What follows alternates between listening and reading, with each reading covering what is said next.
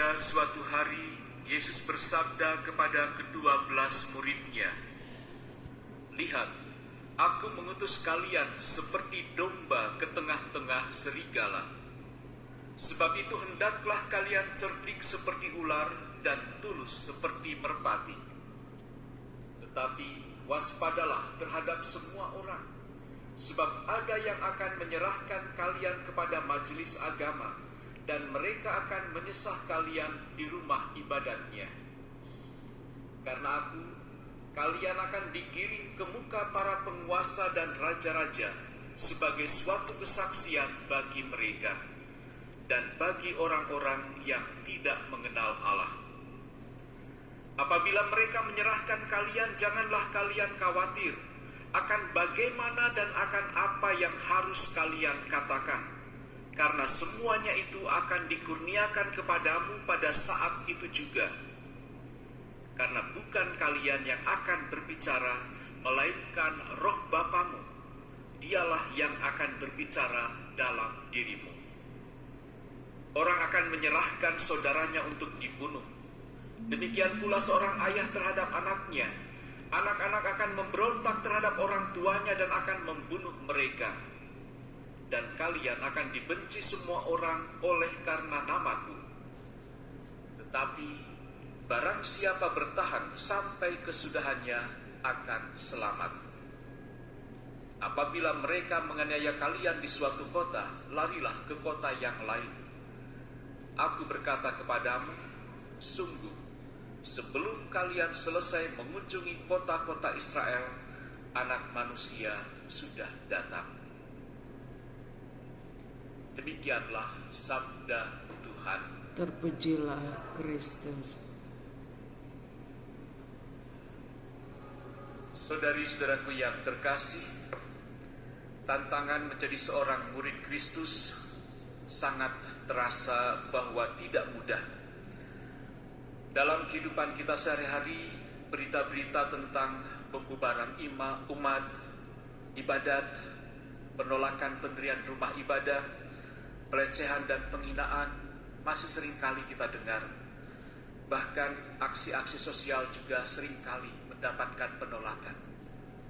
Mungkin sering muncul ungkapan, mau berbuat baik saja susah.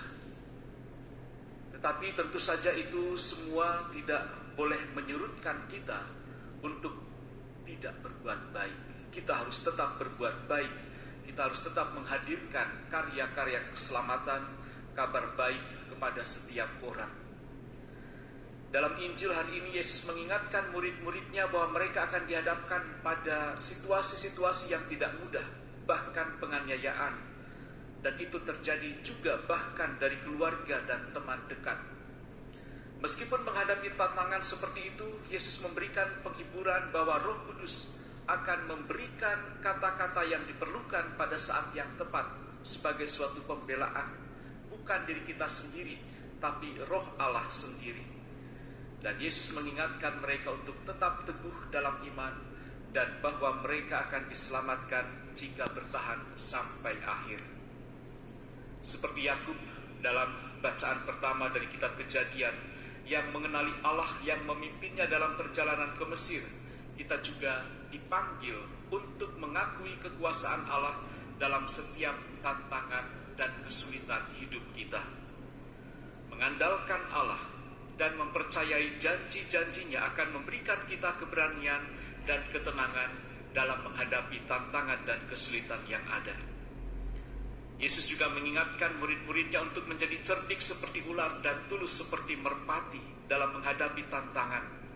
Kita harus menggunakan kecerdasan dan kebijaksanaan dalam menjalani hidup ini, namun tetap mempertahankan integritas dan hati yang lemah lembut, seperti yang Yesus hadirkan di dalam kehidupannya di dunia ini ketika ia harus menghadapi berbagai macam penolakan. Yesus mengatakan kepada kita bahwa kesederhanaan seperti anak kecil menjadi seperti merpati akan membuat kita aman dari serigala-serigala dunia. Kesederhanaan ini membutuhkan iman yang kuat dan ketaatan sehingga kita dapat tunduk pada apa yang Tuhan minta dari kita. menempatkan diri kita dalam tangan Bapa yang penuh kuasa.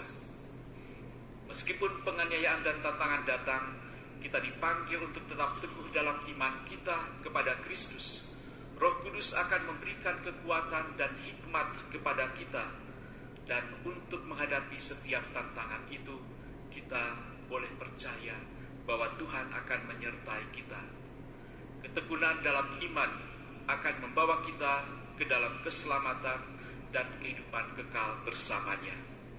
Saudari-saudaraku yang terkasih, semoga Ekaristi yang kita rayakan ini juga menjadi bekal dan kekuatan baru bagi kita untuk tetap setia dan bertekun di dalam kesaksian-kesaksian yang kita hadirkan dalam hidup kita. Tuhan memberkati.